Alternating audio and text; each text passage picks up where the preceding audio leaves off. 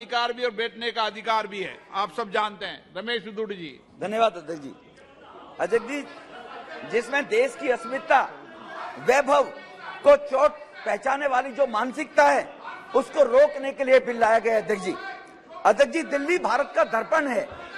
दिल्ली के अंदर जहां भारत में सभी दुनिया के देशों के दूतावास है, सभी राज्यों के यहाँ पर भवन है, दिल्ली दुनिया भर के डेलीगेट्स जो आते हैं भारत के अंदर, वो दिल्ली के अंदर भारत को देखते हैं कि दिल्ली कैसी है तो भारत वही वैसा होगा।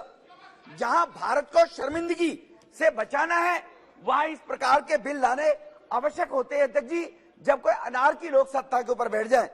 अध्यक्ष जी, हम सबने बचपन में पढ़ा है, महाभारत देखिए, उस सीरियल में एक श्लोक आता है, यदा यदा ही धर्मस्य ग्लानि भर्वति भारत अभ्युत्थानम धर्मस्य तदात्मानम सर्जाम्यहम् परित्राणाय साधूनां विनाशाय च दुष्कृताम धर्म संस्थानार्थाय संभावी युगे युगे।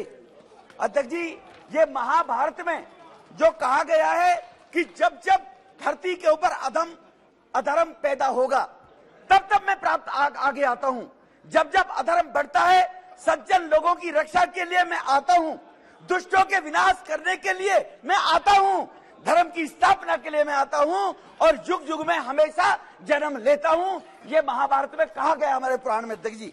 अब अध्यक्ष जी, ये बिल दिल्ली में पिछले 8 वर्ष से हो रहे अधर्मी सरकार के अधर्म को समाप्त करने के लिए लाया गया है। अध्यक्ष जी, महाभारत में एक चरित्र था जिसका नाम था दुर्योधन। आज दुखद है कि दिल्ली राज्य में भी उसी चरित्र का एक उसी नकारात्मक मानसिकता का व्यक्ति इस दिल्ली के अंदर दुर्योधन के रूप में यहाँ पर बैठा हुआ है। सर फर्क इतना है, वो दुर्योधन लंबा चौड़ा था, ये दुर्योधन थोड़ा बौना है। सर दूसरा, उसके पास एक शकुनी था और इस बौने दुर्योधन के पास को बहुत भ्रष्टाचारी, परिवारवादी, सनातनी विरोधी ऐसे गठबंधन के लोग साथ लग गए हैं सर। इसलिए अध्यक्ष जी, राज्य के एडमिनिस्ट्रेशन और जनप्रतिनिधिगण में तालमेल की आवश्यकता होना जरूरी है। मैं सहमत हूं, अभी नेता प्रतिपक्ष ने विपक्ष ने कहा है, दोनों को मिलकर जनता के काम, जनता की सेवा करनी चाहिए, ये बिल्कुल ठीक है अध्यक्ष जी। परंतु जब अध्यक्ष जी छलिया, अहंकारी, भ्रष्ट, कायर जनप्रतिनिधि सत्ता में बैठ जाते हैं तब जन सेवा में लगी व्यवस्था पक्ष को संरक्षित करना अति आवश्यक हो जाता है अध्यक्ष जी। अध्यक्ष जी, इस बौने दुर्योधन के चरित्र की विशेषता मैंने पहले कहा छलिया के रूप में। अध्यक्ष जी, मैं इनकी राजनीति की यात्रा के बारे में बताता हूं, सदन को अपने आप इनका सब पता चल जाएगा सर। अध्यक्ष जी, जो मान्य सदस्य बैठे हैं, पहला चरित्र था विश्वासघात। जिन लोगों को जनमानस का एक विश्वास था, अन्ना जी जैसे लोगों को, कुमार विश्वास जैसे लोगों को, सत्ता पर बैठने के बाद उनके साथ विश्वास किया जिनके दम पर राजनीति में आया था, ये कहकर कि पढ़े लिखे लोग होने जरूरी नहीं है, अन्ना जी भले अनपढ़ है लेकिन शासन व्यवस्था बहुत बढ़िया चलाएंगे, ये पौने दुर्योधन ने बोला था अध्यक्ष जी। इसीलिए अध्यक्ष जी, उनको धोखा दिया। दुर्योधन ने ऐसा ही विश्वासघात किया अपने चचेरे पांडव भाइयों के साथ, इन्होंने भी वही किया। इसीलिए अध्यक्ष जी, दुर्योधन ने भी छल कपट से सत्ता हथियाई। इनका छल कपट देखिए, दिल्ली वासियों के साथ झूठे वायदे करके कहा इस बौने दुर्योधन ने, मैं पूरी दिल्ली में सीसीटीवी कैमरे लगाऊंगा। ये पता नहीं कांग्रेसी कहां ढूंढ रहे हैं सीसीटीवी कैमरे। मैं 500 स्कूल बनाऊंगा, पता नहीं इन्होंने कहा 500 स्कूल गिन लिए कांग्रेसियों ने। 500 स्कूल के साथ 20 कॉलेज बनाऊंगा, फ्री वाईफाई दिल्ली को दूंगा, दिल्ली को लंदन पेरिस बनाऊंगा, पेरिस बनाने के बाद हर घर में नल से जल दूंगा। इस छलिए ने छल कपट करके जन लोकपाल भ्रष्टाचार के खिलाफ लेकर आऊंगा, 2 लाख पब्लिक टॉयलेट बनाऊंगा, 30,000 बेड के नए अस्पताल बनाऊंगा। ये बताइए, दिल्ली में कोई गिनवाकर, आप दिल्ली देश की राजधानी में माने सांसद के रूप में सदस्य बैठे हुए, गिनवाकर बताएं और वो रिपोर्ट रखें कि उस छलिए ने जो कहा था वो कितना दिल्ली का विकास हुआ है। अहंकार अध्यक्ष जी, अहंकार में कृष्ण भगवान ने भी कहा था, बार बार दुर्योधन को कहा पांडवों को 5 ग्राम दे दो, एक सुई की नोक की बराबर भी नहीं दूंगा, ये दुर्योधन ने बोला था। ये जनप्रतिनिधि की सेवा भाव से काम करना चाहिए था, लेकिन बौना दुर्योधन क्या कहता है, मैं दिल्ली का मालिक हूं, ना खाता ना बही, जो ये कहे वो सही। कहता मैं दिल्ली का मालिक हूं, इलीगल काम करने के लिए, अनैतिक असंवैधानिक काम करने के लिए गुंडागर्दी दादागिरी का परिचायक बन गया। मैं उदाहरण देना चाहता हूं अध्यक्ष जी। अध्यक्ष जी, एक एक करके दिल्ली में 1000 नई बसें लानी थी अध्यक्ष जी, 1000 बस लानी थी। उसका दिल्ली में कैबिनेट ने अप्रूवल दे दिया। एक प्राइवेट निजी कंपनी को 2500 करोड़ का घोटाला, बस की कीमत होगी 1 करोड़ और बस पर मेंटेनेंस में पैसा दिया जाएगा कंपनी को 3 करोड़। जब जो कमिश्नर ट्रांसपोर्ट थी उसने कहा इसके लिए डीपीआर बनाइए, टेंडर होगा, ऐसे टेंडर दिए जाते हैं क्या? उस कमिश्नर ने अगर मना कर दिया, हम कह रहे हैं आप दे दो, तो जाकर अध्यक्ष जी बुराड़ी में कमिश्नर ऑफिस में इंस्पेक्शन के बहाने से उस महिला अधिकारी के साथ दुर्व्यवहार किया गया, उस पर दबाव बनाया गया कि तुम जाने के बाद ये टेंडर पास कर दो। ये 2500 का घोटाला वो करना चाहता था अध्यक्ष जी।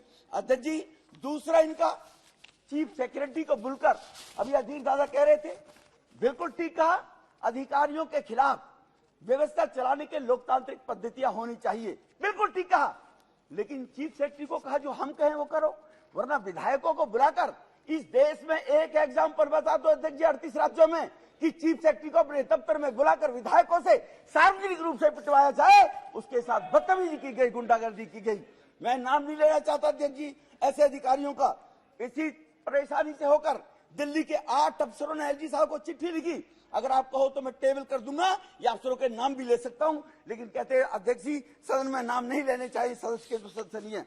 अधिकारी, 2 अधिकारियों ने तो जो सूरबीर और मधुबर बना है उनका तो नाम लेना चाहता हूं।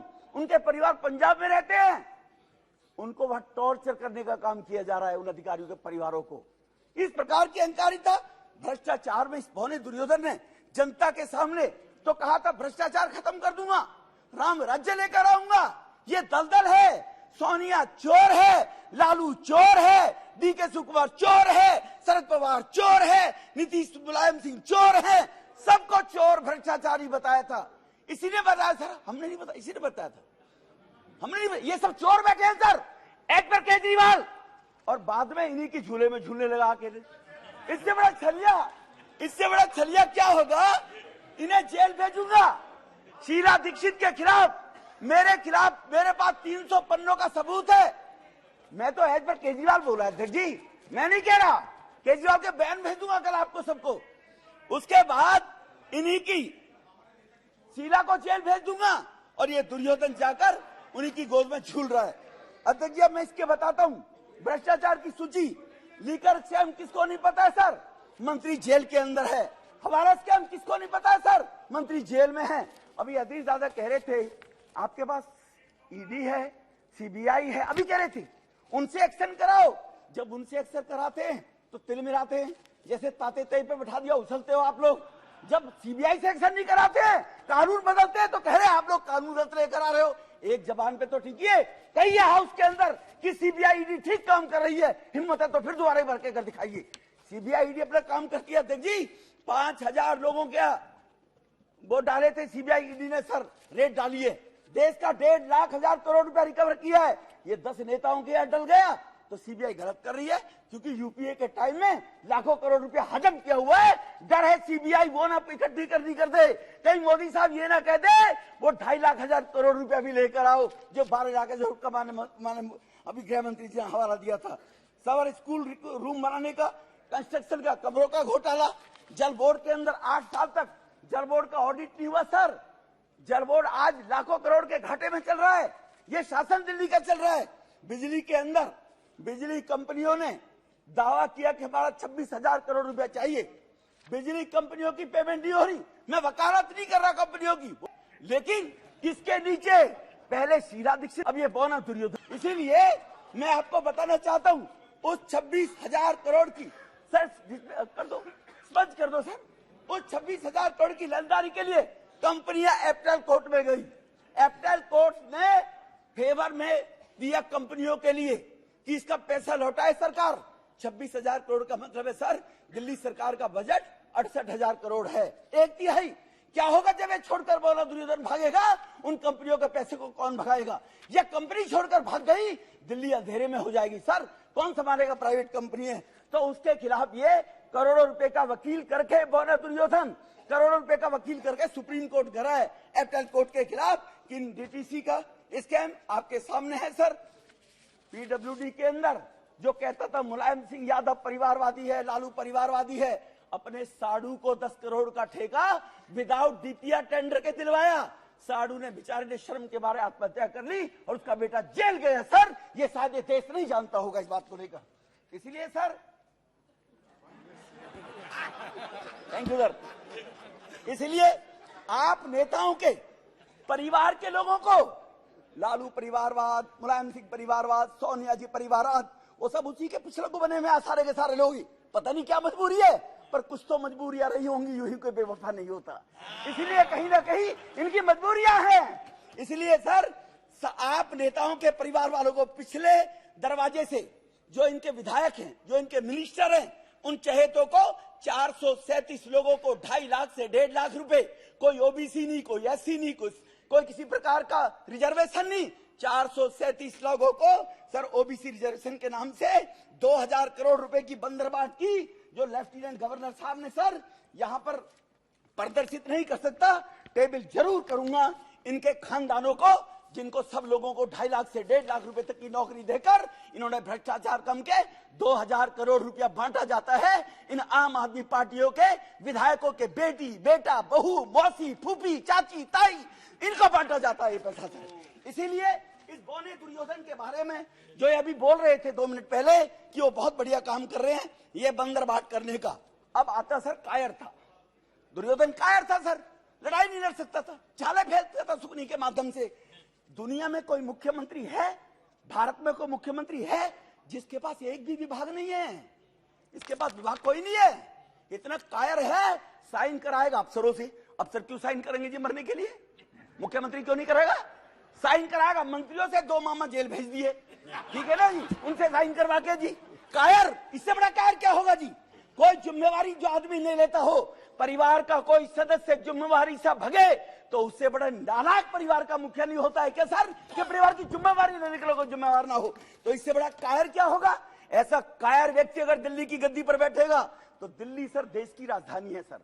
सर 2G स्पेक्ट्रम के मैच गेम वो चल रहे हैं सर, तो इसीलिए सर 2G स्पेक्ट्रम के दौरान अगर भारत की अस्मिता लुटेगी, अगर भारत की अस्मिता लुटेगी तो भारत बदनाम होगा, क्योंकि इनकी एक मंत्री विदेश में भी गई, एजुकेशन एक प्राइवेट प्रोफेसर की कॉल पर गई थी और यहां मैसेज दिया, मुझे कैम्ब्रिज ने बुलाया, यूनिवर्सिटी ने एक प्राइवेट प्रोफेसर ने बुलाया था और वहां जाकर कहती है इसकी मंत्री, राहुल बाबा की तरह की दिल्ली में 5000 करोड़ लोग भूखे सोते हैं, पता नहीं अफीम पंजाब से अफीम खाकर सोते हैं क्या? अरे 80 करोड़ लोगों को तो मुफ्त खाना दिया जा रहा मोदी जी के माध्यम से 3 साल से। वो कह रहे 5 करोड़ रुपया, 5 करोड़ लोग भूखे सोते हैं, 25 करोड़ लोगों पे मकान नहीं है। इसलिए ये भी एक रफूगर है सर, इसके भी मामा फूफी को लगा दिया होगा कहीं, इसकी भी मामा फूफी को दे दी होगी नौकरी कहीं ना कहीं ले जाकर।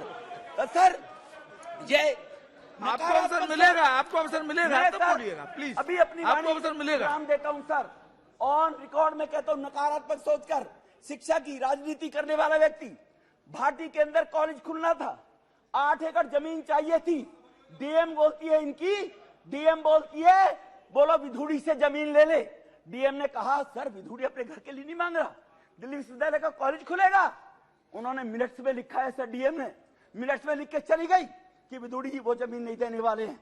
ऑनरेबल लेफ्टिनेंट लैंड उनके पास थी, ऑनरेबल लेफ्टिनेंट गवर्नर ने कितना भागना पड़ा, पहले उस लैंड को अर्बनाइज कराना पड़ा एसपी साहब को, तब वहां जमीन दी। क्या गरीब के बच्चों के पढ़ने के लिए, बच्चों के लिए कॉलेज नहीं होना चाहिए दिल्ली के अंदर? इसने कहा 20 कॉलेज खोलूंगा और नकारात्मक सोच के कारण एक कॉलेज की भी इजाजत नहीं दी। इसलिए सर मैं बता देना चाहता हूं इनको, जिस सुप्रीम कोर्ट का रोना रो रहे हैं, ऑनरेबल सुप्रीम कोर्ट ने कहा था, अभी बड़ी सुप्रीम कोर्ट की तारीफ वाहवाही कर रहे थे, ऑनरेबल सुप्रीम कोर्ट ने कहा कि तुम्हारे पास 13,000 करोड़ रुपया एडवर्टाइजमेंट के तो हैं, लेकिन रैपिड रेल के लिए 450 करोड़ नहीं है कि दिल्ली में मेरठ तक, दिल्ली में गाजियाबाद तक रैपिड रेल का संचालन हो। ये किसने टिप्पणी की है सर? ये ऑनरेबल सुप्रीम कोर्ट ने की है। तो सुप्रीम कोर्ट की यह बात भी तुम्हें याद करनी चाहिए और बतानी चाहिए, इस बौने दुर्योधन ने 13,000 करोड़ रुपया एडवर्टाइजमेंट पर प्रचार प्रसार में तो लगा दिया, लेकिन 4.5 करोड़ रुपया रैपिड रेल के लिए, डीपीआर के लिए बौने दुर्योधन ने नहीं दिया सर। इसलिए सर आयुष्मान योजना रोककर 2018 में योजना दिल्ली में नकारात्मक सोच सर, पूरी देश में गरीबों की, बीजू पटनायक जी ने अपनी योजना चला रखी है, सबने चला रखी है, लेकिन दिल्ली के अंदर गरीब का बेटा, गरीब की मां, बहन, बहू बगैर इलाज के जीवन को ना खो दे, वो दिल्ली के लोगों को आयुष्मान भारत योजना आज तक इस बौने दुर्योधन ने लागू नहीं की। अरे दिल्ली वासी ने तुझे मुख्यमंत्री बनाया है। अरे तेरी दुश्मनी बीजेपी से हो सकती है, लेकिन दिल्ली के 2.5 करोड़ से तेरी क्या दुश्मनी है? आयुष्मान भारत योजना क्योंकि मोदी साहब लेकर आए गरीबों के लिए, वो आज तक लागू नहीं की सर। इसलिए मैं नकारात्मक सोच की बात बता रहा हूं सर।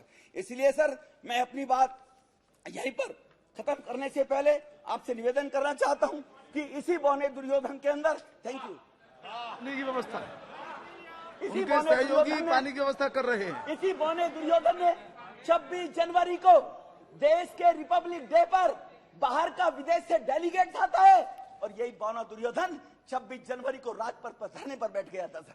मुख्यमंत्री धरने पर बैठते हैं, ये संविधान की बात कर रहे हैं। ये पूछिए एक बार कल केजरीवाल से जाकर कि देश बड़ा है या बौना दुर्योधन बड़ा है, देश के संविधान के बाद जाकर ये पूछना चाहिए इन लोगों को सर।